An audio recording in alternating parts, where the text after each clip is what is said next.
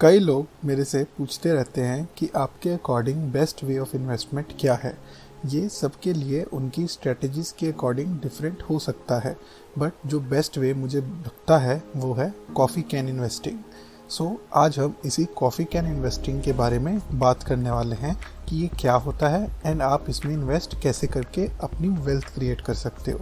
तो hello friends, welcome to investors. Subscribe to our channel to get latest finance and investment related information. Coffee can investing term Robert Kirby ने बनाई थी। US में जब पहले time में shares physical form में होते थे, तब कई लोग शेयर्स लेके उसे कॉफ़ी कैन में छुपा के रख देते थे, जो कई बार उनको भूल भी जाता था। फिर बहुत सालों बाद उन्हें वो याद आता था तो उन शेयर्स की वैल्यू तब तक बहुत बढ़ चुकी होती थी। रॉबर्ट किर्बी एक फाइनेंशियल एडवाइज़र थे। उनका एक क्लाइंट $5,000 के ईयरली बेसिस पे शेयर्स खरीद के रखता गया एंड जब उस पर्सन की डेथ हो गई तो उसके फैमिली मेम्बर्स ने जब उन शेयर्स की वैल्यू देखी तो उसमें से कुछ शेयर्स की वैल्यू $2,000 हो गई थी, कुछ की $50,000 हो गई थी एंड एक थी जिसकी वैल्यू बढ़ के $8 लाख हो गई थी, जो कि उसकी इन्वेस्टमेंट वर्थ से बहुत ज़्यादा थी। तब रॉबर्ट सर ने इस इन्वेस्टमेंट टेक्निक के बारे में समझा और लोगों को भी बताया। रॉबर्ट किर्बी सर का कहना था कि you can make more money being passively active than actively passive. So आप coffee can investing stock market and passive funds दोनों में कर सकते हो। Passive fund means index funds. अगर आपको इंडेक्स फंड के बारे में और पता करना है तो आप हमारे best place to invest in 2020 वाली वीडियो देख के कर सकते हो। इसका लिंक आपको ऊपर आई बटन में एंड नीचे डिस्क्रिप्शन में मिल जाएगा। सो कॉफ़ी कैन इन्वेस्टिंग का मेन मोटिव है बाय एंड फॉरगेट। आपको अपनी इन्वेस्टमेंट को डेली ट्रैक नहीं करना है, इसको आपको 10 इयर्स के लिए इन्वेस्ट करके भूल जाना है। ये इन्वेस्टमेंट टेक्निक यूएस में बहुत फेमस है, बट इंडिया में अभी इतनी फेमस नहीं है। ये इसलिए बिकॉज इंडिया में स्टॉक मार्केट इन्वेस्टर्स बहुत कम हैं। अभी रिसेंट में कोविड सिचुएशन के बाद बहुत सारे ट्रेडर्स आए हैं, बट अभी कॉफ़ी कैन इन्वेस्टिंग लोगों ने स्टार्ट करनी नहीं शुरू करी।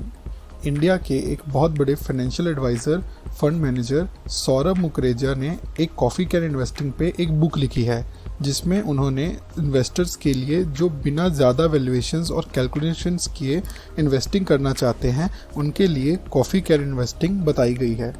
कॉफ़ी कैन इन्वेस्टिंग अगर आपने स्टॉक्स में करनी है तो आपको कुछ पैरामीटर्स पहले चेक करने पड़ेंगे।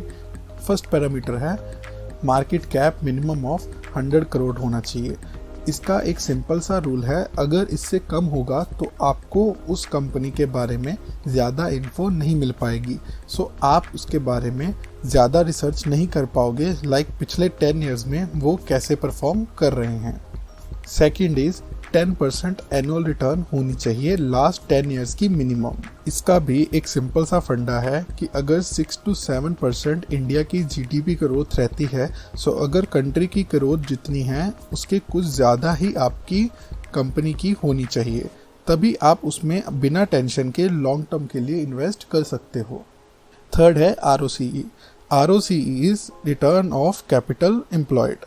दैट इज़ एसेट्स जो हैं उसे कैपिटल एम्प्लॉयड कहते हैं and profit by capital employed is ROCE, जो कि 15% या उससे ज़्यादा होनी चाहिए। सो तभी आप उसे एक कॉफ़ी कैन इन्वेस्टेबल कंपनी समझोगे।